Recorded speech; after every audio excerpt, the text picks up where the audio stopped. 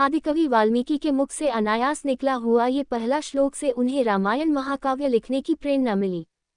एक दिन दोपहर के समय महर्षि वाल्मीकि तमसा नदी के किनारे प्रकृति की सुंदरता का आनंद ले रहे थे। बसंत उतर रहा था, पेड़ों की छाया सुखद लगने थी, वन पर्वत सब हरे भरे थे। तमसा मंद गति से बह रही थी, नदी का जल निर्मल था, उसमें तैरती हुई मछलियां चमक रही थी और नदी ताल भी साफ दिखाई दे रहा था। हरे भरे वन में भांति भांति के पक्षी कलरव कर रहे थे। नदी के किनारे लंबी चोंच वाले चटकीले रंग के पक्षी एक पांख में ध्यान लगाए बैठे थे। उनमें से कभी कोई तेजी से उड़ता और तीर की तरह पानी में चोंच डुबोकर कुछ पकड़कर ले जाता। नदी तट की शोभा को देखकर महर्षि वाल्मीकि के मन में अपार हर्ष था। सहसा उनके कान में क्रौंच पक्षी की सुरीली ध्वनि पड़ी। आंख उठाई तो देखा क्रौंच पक्षी का एक जोड़ा नदी तट पर कलोल कर रहा है। क्रौंच कभी चोंच से एक दूसरे की पीठ सहलाते, कभी थोड़ा सा उड़कर वे इधर उधर बैठ जाते और फिर पास आकर खेलने लगते। महर्षि वाल्मीकि को ये क्रौंच बड़े प्यारे लग रहे थे। इतने में नर क्रौंच को निषाद का तीर कहीं से आकर लगा और वह गिरकर छटपटाने लगा। पति की ये दशा देखकर क्रौंच बड़े करुण स्वर में रोने लगी। क्रौंच मिथुन की ये दशा देखकर ऋषि का हृदय करुणा से भर गया। वे शोक सागर में डूब गए। उनके हृदय की करुणा एक श्लोक में फूट पड़ी। हे निषाद, तू बहुत दिन तक प्रतिष्ठित न रह सकेगा, क्योंकि तूने क्रौंच के जोड़े में से प्रेममग्न नर पक्षी को मार डाला है। कोष्टक। बड़ी देर तक वाल्मीकि शोक के कारण बेसुध से रहे। जब वे स्थिरचित हुए तब अपने प्रिय शिष्य भरद्वाज से बोले, भरद्वाज, मेरे शोक पीड़ित हृदय से वीणा के लय में गाने योग्य 4 पदों और समान अक्षरों का ये वचन अनायास ही निकला है। मेरा मन कह रहा है कि अवश्य ही ये प्रसिद्ध होगा। भरद्वाज ने ये श्लोक कंठाग्र कर लिया और गुरु को सुनाया।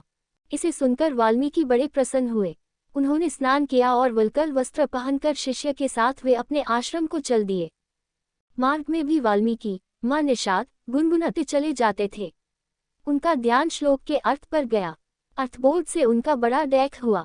वे सोचने लगे कि मैंने व्यर्थ ही निषाद को इतना कठोर शाप दे दिया। इसी चिंता में मग्न वे चले जा रहे थे कि उनको नारद जी की वाणी याद पड़ी। एक बार नारद जी से उन्होंने पूछा था, हे देवर्षि, मुझे किसी ऐसे पुरुष का नाम बताइए जो गुणवान, बलवान और धर्मात्मा हो, जो सत्य पर दृढ़ रहता हो, अपने वचन का पक्का हो, सबका हित करने वाला हो, विद्वान हो और जिससे बढ़कर सुंदर कोई दूसरा न हो।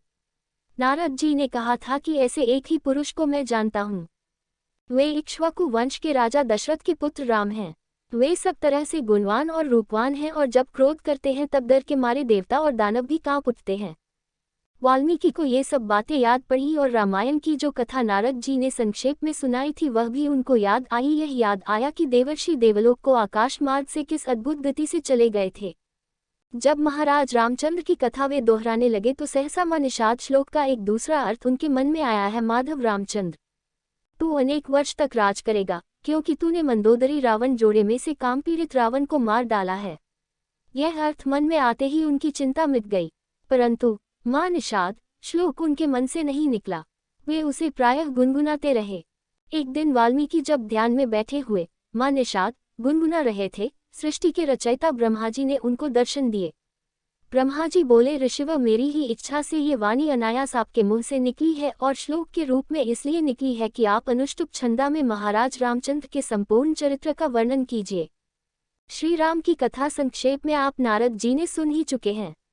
मेरे आशीर्वाद से राम, लक्ष्मण, सीता और राक्षसों का गुप्त अथवा प्रत्यक्ष सब वृतांत आपकी आंखों के सामने आ जाएगा। जो आगे होगा वह भी दिखाई पड़ेगा। अतः जो आप लिखेंगे वह यथार्थ और सत्य होगा।